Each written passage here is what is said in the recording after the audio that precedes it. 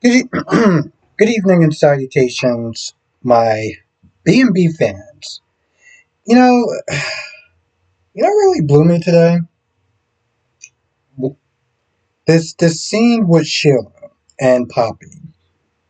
And the reason why this scene kind of blew me was because ultimately Sheila's upset with Poppy because of the missing time that she didn't get to spend with her daughter, the missing time, her granddaughter, the missing time that Finn didn't get the chance to spend with his daughter. And I'm not sitting there saying that that's not something that you shouldn't be upset about. Yes, you got a chance to know your granddaughter. I get that part.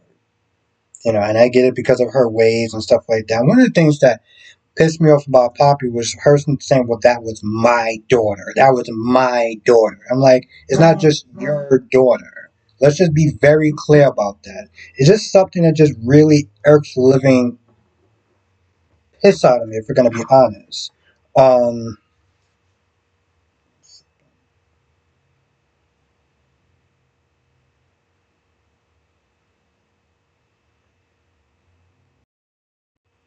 but yeah, that was just something that just annoyed me. But like, my whole thing is she made a remark today. She was like, "Oh, you were a druggie and you were a sex addict, and you almost kind of like dipped in your family gene pool in a sense." Like it was more of a sarcastic remark, not so much of "I can't believe that you sat there and took advantage of my son."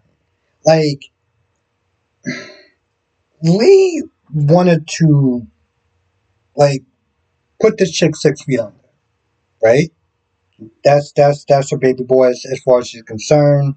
She felt like Poppy was a predator in a sense. Sheila was just like, oh, I'm gonna sit there and take that, but it's just gonna be a more sarcastic, satirical sort of thing. But I'm mad that I missed out on time with her. I'm like, okay.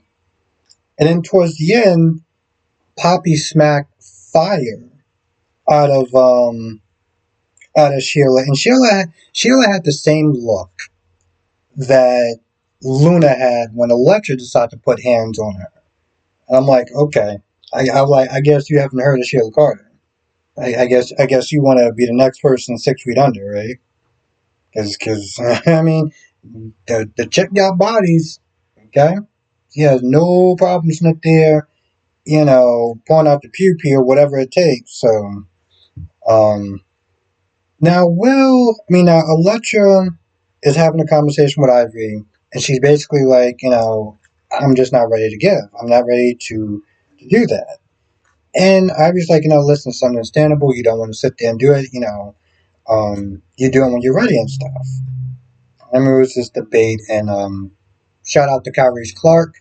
Definitely check out his channel. He had a debate about that, and on some level, I agreed with him as far as listen, this is up to a woman when they decide to be ready. They decide to be ready, and that's just what it is, right?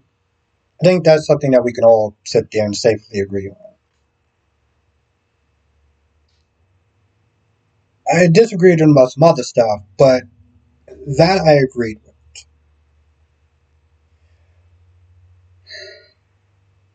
She was not there saying like, I hope he's willing to wait and everything, right? And I remember somebody in this chat was like, he should wait, like he should be able to wait or he should wait. And I didn't really chime in at that point, but I was like, why does he have to wait? Like, okay, the woman's body, she's whenever she's ready to sit there and give in or whatever, then that's fine. She's ready to sit there and participate in that. But at the same token, a guy doesn't have to sit there and wait. Now, that doesn't mean he has to sit there and just cheat on her or whatever. But he's not obligated. It's like he's not obligated to stay. And he shouldn't feel shame for it, if we're going to be honest. And I think that's what somebody was there saying in his chat, like, oh, well, he should wait. Like, why?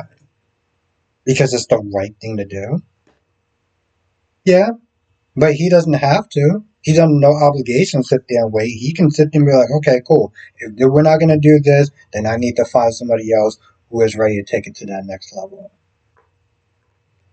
This is where the show starts to go downhill for me. Okay, because Luna is still sitting there throwing herself at Will.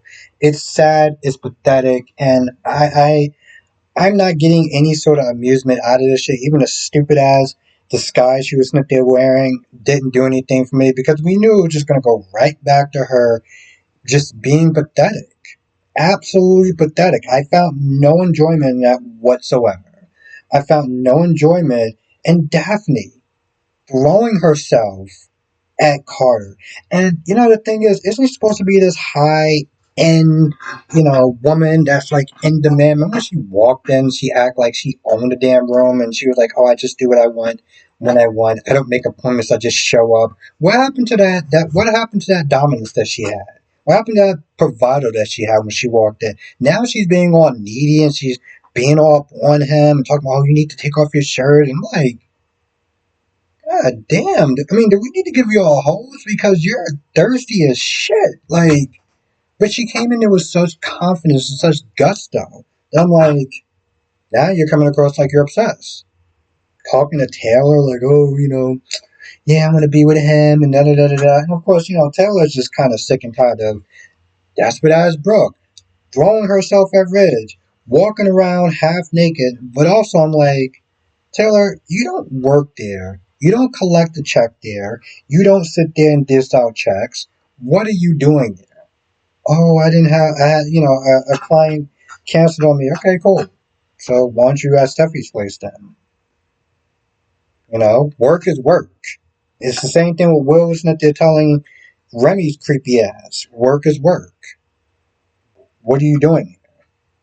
Now, of course, at some point, Brooke and Taylor meet up, and once again, Brooke is like, oh, the only man that's for me is Ridge, and we're always going to get back together. And I'm just like, I am so sick and tired of these women throwing themselves at men. Like,